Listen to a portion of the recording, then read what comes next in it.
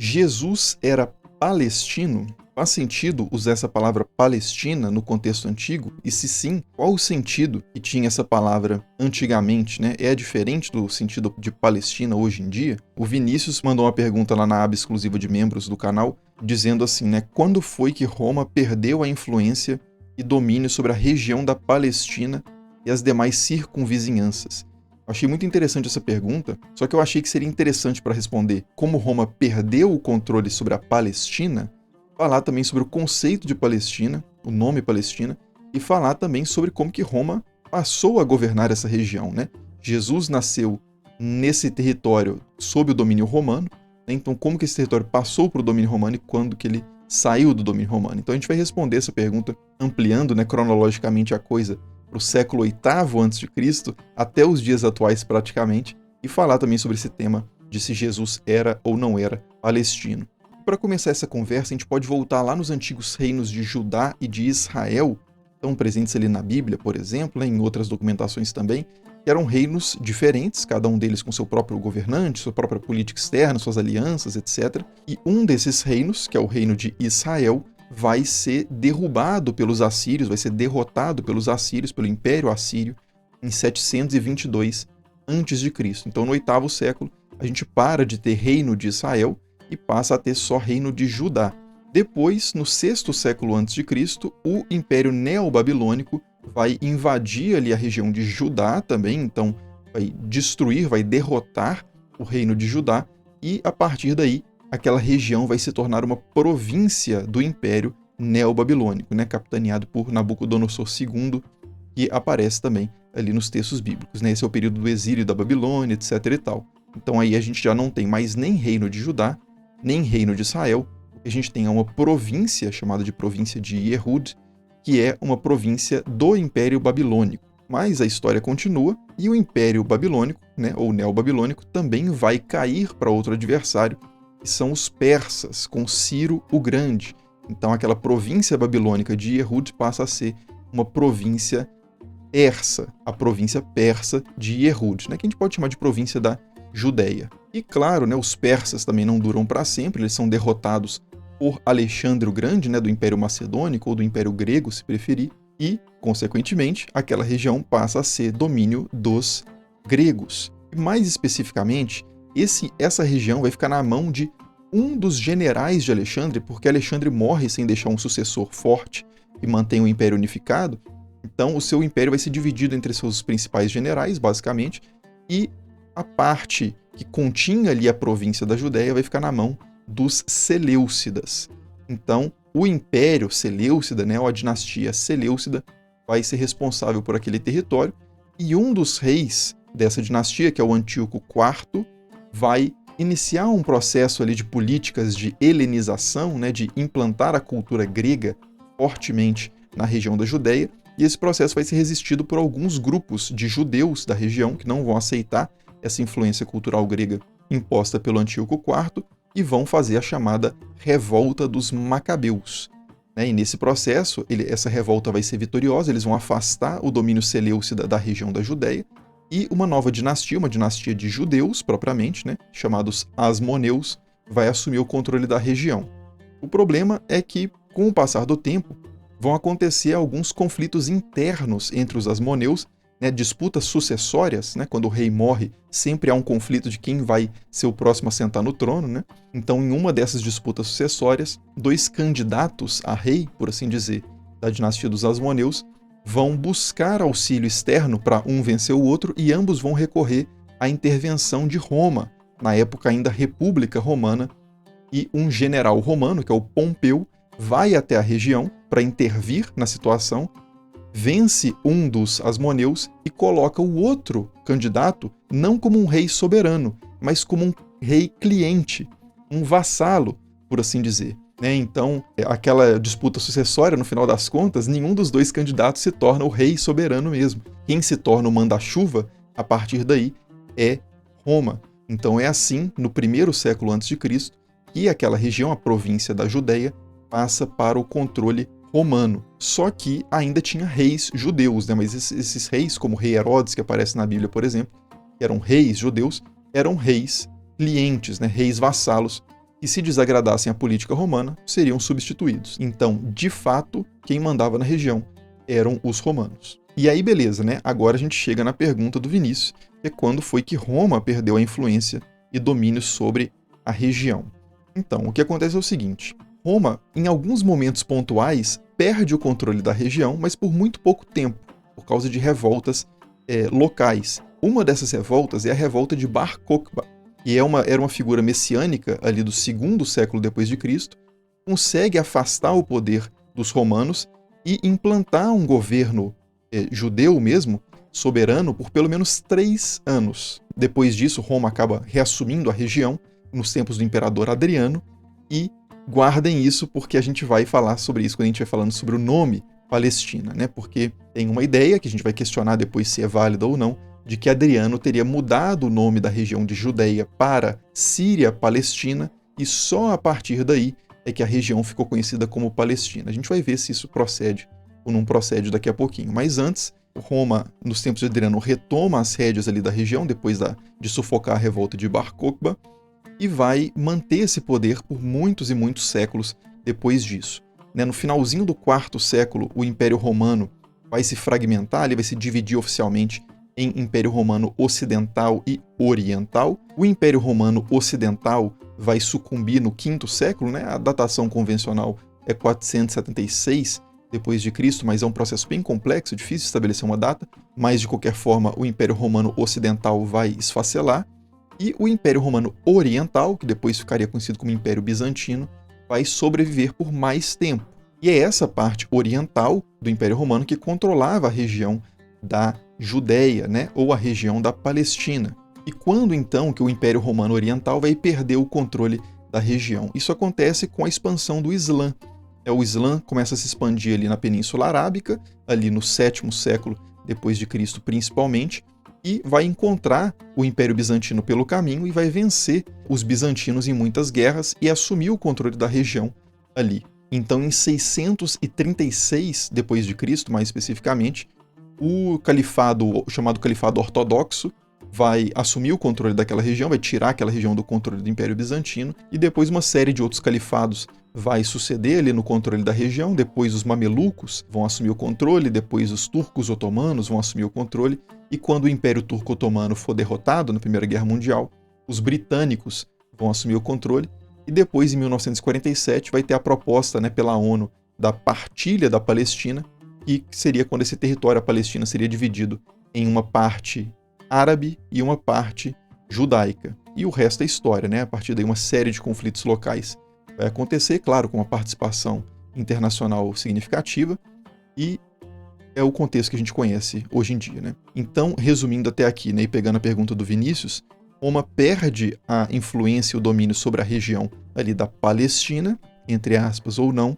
quando o Califado Ortodoxo, que é o primeiro califado depois da morte de Maomé, vence os bizantinos e assume o controle. Tá, beleza. E agora a gente passa para outra parte do vídeo aqui, que é sobre se a gente deve colocar aspas ou não nessa tal de Palestina, né? De onde que vem esse nome Palestina e se esse nome era utilizado em todos esses períodos que eu me referi até agora. Então, a primeira coisa que a gente precisa falar sobre isso é que nomenclaturas de locais, né, nomes de lugares geográficos, delimitações geográficas, quando a gente consulta fontes antigas, não são tão precisos quanto a gente gostaria que fossem.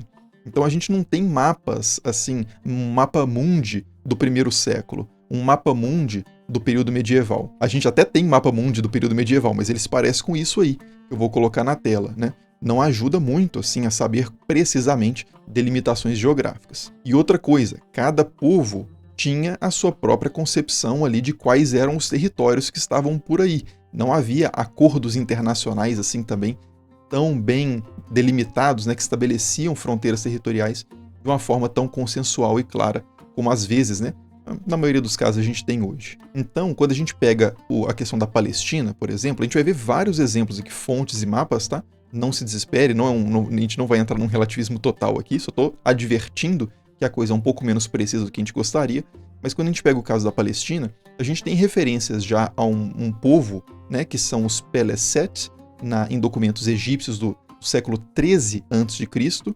Então a gente tem referência à terra dos Peleset, que é uma referência provavelmente aos filisteus, né? Um povo que habitou ali a região, que depois ficaria conhecida como Palestina.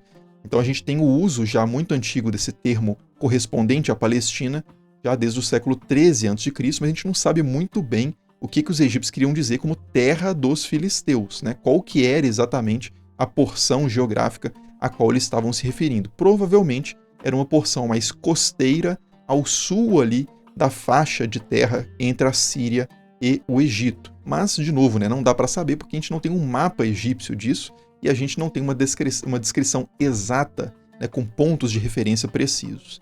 Beleza, mas tem a palavra Peleset e a gente tem a palavra Palastu e Pilistu aparecendo também em textos assírios, ali do 8º e 7º século antes de Cristo. Então eles também fazem referência a essa terra dos filisteus, e os filisteus são chamados de Pelestim, né, em hebraico. Então a gente vê essa semelhança muito grande com Palestina mesmo, mas de qualquer forma os assírios também não dão muita precisão ao que eles estão se referindo com terra dos filisteus, né? Quão ampla é essa terra.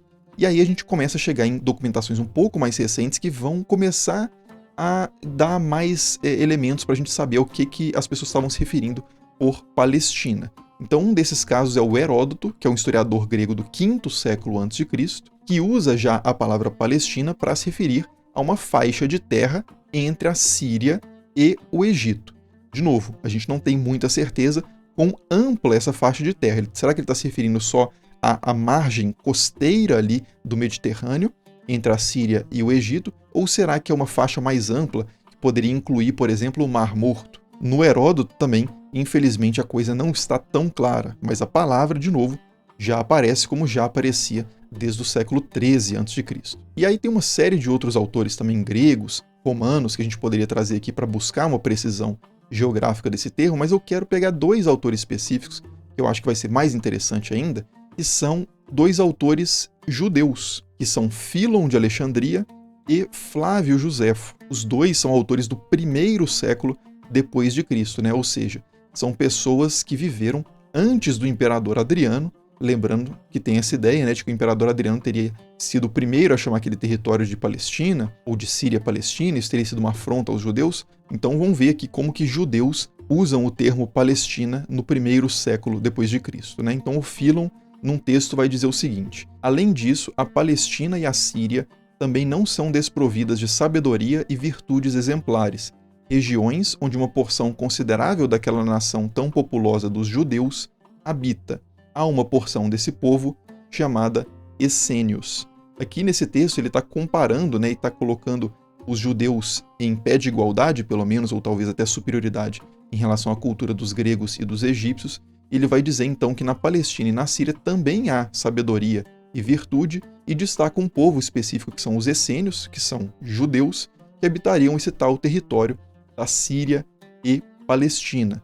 E os textos antigos geralmente situam os essênios, o Plínio o Velho, por exemplo, situa os essênios em volta ali do Mar Morto, né? Então a gente não está falando de uma faixa esguia ali do Mediterrâneo, mas a gente está falando de uma faixa mais larga de terra entre a Síria e o Egito. E o Fílon também fala em outro texto o seguinte, né, que mais de 4.000 essênios vivem na Palestina e Síria, mais precisamente em muitas cidades da Judéia, em muitas aldeias e agrupados em grandes sociedades com muitos membros. Então, o Fílon está colocando a Judéia, as cidades da Judéia, dentro de um território maior, que é o território da Síria e Palestina. Então, a gente tem essa região macro, Síria-Palestina, dentro da qual está a Judéia. E se tem alguma dúvida em relação a essa interpretação, né, que eu acabei de fazer aqui, a gente pode ir para outro texto, que é o Sobre a Vida de Moisés, em que o Fílon diz o seguinte: Moisés, ele está falando do Êxodo, né? Moisés conduziu o seu povo como uma colônia para a Fenícia e para a Celecíria e Palestina. Naquela época era chamada de Terra dos Cananeus, cujas fronteiras ficavam a 3 dias de viagem do Egito. Celecíria é um nome para a parte norte da Síria, né? Porque às vezes o termo Síria era utilizado de forma mais ampla, então você tinha a parte palestina da Síria e você tinha a Celecíria, que é a parte ao norte da Síria. Então, quando o Fílon vai falar do Êxodo, ele fala que Moisés levou o povo para a Fenícia, Celecíria e Palestina. Por que ele não fala Judéia? Porque a Judéia está incluída aí nesse pacote. Lembrando, Fílon, 1º século depois de Cristo, um judeu. E outro judeu, também do 1º século, usa esse termo Palestina de forma muito semelhante à do Philon. O Joséfo escreveu vários livros, entre eles um livro chamado Antiguidade dos Judeus, ou Antiguidades Judaicas, que é um livro que ele fala sobre toda a história dos judeus desde Adão até os dias dele mesmo, de Flávio Joséfo. E ele termina esse livro com as seguintes palavras: estas antiguidades contêm o que nos foi transmitido desde a criação original do homem até o 12º ano do reinado de Nero, no que se refere ao que aconteceu conosco, judeus, tanto no Egito, quanto na Síria e na Palestina. Então, o escopo geográfico analisado por Flávio Joséfo na obra Antiguidades dos Judeus, que, claro, inclui a região da Judéia, inclui a região dos antigos reinos de Judá e de Israel, ele coloca nesse escopo que é Egito, Síria e Palestina. Então a gente vê mais uma vez o termo Palestina sendo usado para se referir a uma região macro que engloba a Judéia. E mais uma citação, teria várias outras para fazer do Joséfo, mas tem uma muito interessante. Ele diz o seguinte, que nem de fato Heródoto de Halicarnasso, que é o nosso historiador grego lá do V século, que a gente já falou sobre ele, nem de fato Heródoto de Halicarnasso desconhecia nossa nação, os judeus, mas a menciona à sua maneira. Isso, portanto, é o que Heródoto diz, que os sírios que estão na Palestina são circuncidados. E aí o Joséfo comenta esse trecho de Heródoto, dizendo, mas não há habitantes da Palestina que sejam circuncidados, exceto os judeus, e, portanto, deve ser o conhecimento deles que o permitiu falar tanto sobre eles, né? Deve ser o conhecimento dos judeus que permitiu Joséfo falar sobre os tais sírios da Palestina, que são nada mais, nada menos que os judeus, inclusive os judeus da Judéia. E aí vamos voltar então para aquela ideia de que Adriano, o imperador, teria sido o primeiro a colocar o nome da região ali de Palestina, de Síria-Palestina, e que teria feito isso como uma afronta aos judeus, né? Porque geralmente o que se diz é isso, que Adriano, depois de sufocar a revolta judaica, ele teria mudado o nome da província de Judéia para Síria-Palestina para desvincular o nome da terra em relação ao povo judeu, né? A terra Judéia do povo judeu. Então faz sentido isso? Então, tem vários problemas essa história. A primeira delas é que, como a gente viu, os próprios judeus, a gente tem dois exemplos aqui, Flávio Joséfo e Philon, usam a palavra Palestina sem o menor constrangimento para se referir a uma região macro que engloba a região da Judéia. E não só eles fazem isso, mas eles fazem constantemente o uso da palavra Palestina junto com a palavra Síria. Então, esse conjunto Síria-Palestina forma ali uma região macro, né, que inclui a região da Judéia, e esse termo já era corrente. Então, Adriano não estava inventando nenhum termo novo, e caso ele tivesse trocado, a gente vai analisar também se ele trocou ou não esse nome, caso ele tivesse trocado esse nome de Judéia para Síria-Palestina, ele estaria escolhendo um nome que era utilizado pelos próprios judeus do seu período. Então, não vejo motivo para entender essa mudança, essa suposta mudança de nome como uma afronta. E por que eu estou dizendo aqui suposta mudança? É que, na verdade, a gente não tem absolutamente nenhum documento histórico que diz que Adriano mudou o nome de Judéia para Síria-Palestina para fazer uma afronta ao povo judeu. A gente não sabe nem sequer se foi Adriano que mudou o nome da província e se o nome da província de fato mudou. O que a gente sabe é que esse termo Síria-Palestina, ele de fato ocorre muito mais depois dos tempos de Adriano do que antes dos tempos de Adriano. Agora, se isso é realmente uma mudança de nome, né, não se usa mais a partir de agora Judéia e passa-se a utilizar sempre Síria-Palestina, isso não é suportado pela documentação também, porque os dois nomes, antes de Adriano, eram correntes, né, Síria-Palestina e Judéia, e depois de Adriano também continuam correntes. Então tem vários autores cristãos, inclusive, né? Eu vou pegar aqui um exemplo do Epifânio de Salamina, poderia ser infinitos outros, mas o Epifânio de Salamina no IV século diz que Adriano passou pela cidade de Antioquia, passou pela Celecíria, a Fenícia e chegou à Palestina, que também é chamada de Judéia, e etc, etc, etc. Então, assim, esses dois nomes eram correntes e, na antiguidade, a padronização de um nome era muito menos comum do que hoje. Né? Você fazer com que todas as pessoas utilizem o mesmo nome para uma região, isso é muito raro. Né? A gente tem povos diferentes usando nomes diferentes para uma mesma região, e mesmo num contexto delimitado, como, por exemplo, os judeus da Judéia, alguns deles usavam às vezes Judéia, às vezes Síria-Palestina, às vezes Judéia como parte da Síria-Palestina. Então era aquilo que eu estava dizendo lá no início, né, dessa sessão do vídeo, que é que essas denominações geográficas na antiguidade são muito menos precisas, muito menos estáveis do que talvez a gente gostaria que fosse para discutir esse tema, né? A coisa é um pouco mais nebulosa, eu sei que isso desagrada, né, as pessoas que gostariam de ter uma certeza total, clara e definitiva sobre o assunto, mas eu também gostaria de ter, mas não é assim que a história funciona, né, pro bem ou pro mal. E aí, só para ilustrar um pouco mais essa questão do uso da palavra Palestina, para a gente chegar naquela questão de se Jesus era palestino, se faz sentido dizer isso, eu queria apresentar alguns mapas rapidamente aqui, né, ou melhor, eu não vou nem falar de mapa por mapa, eu vou só colocar alguns na tela aí, quem quiser depois pode dar um pause para ver direitinho, mas a gente tem mapas do século XV, mapas do século XVI, mapas do século XVII, do século XVIII, do século XIX, do século XX antes da partição da Palestina e do século XX depois da partição da Palestina, que chamam toda a região ali entre a Síria e o Egito de Palestina. Inclusive um desses mapas está escrito na Palestina, a Terra Prometida. Então, assim, é uma convenção muito longa, historicamente, chamar essa região de Palestina. É uma região geográfica que inclui diferentes povos e que inclui diferentes reinos, estados, províncias, né? A Palestina, uma região macro, que recebe esse nome já há muitos e muitos e muitos séculos, mesmo antes de Adriano e muito depois de Adriano. Então, por exemplo, eu fiz um vídeo aqui uma vez, acho que é no canal de cortes, na verdade, eu falei sobre... usei o termo Palestina quando eu estava falando sobre a origem do aramaico, e aí alguém comentou assim, tá usando o termo Palestina como lacração, né, sei lá, enfim, fez uma relação com o contexto atual. É uma pessoa que não sabe que esse termo Palestina é utilizado convencionalmente muito antes de sequer pensar sobre um conflito Israel e Palestina nos moldes atuais, né? Então, esse termo Palestina é muito convencional na história das religiões, na história, enfim, do Antigo Oriente Próximo, já há muitos e muitos séculos, né, e continua sendo. Então, eu, pessoalmente e profissionalmente, né, como historiador, não vejo absolutamente o menor problema em dizer que Jesus era palestino, desde que se entenda o que está sendo dito.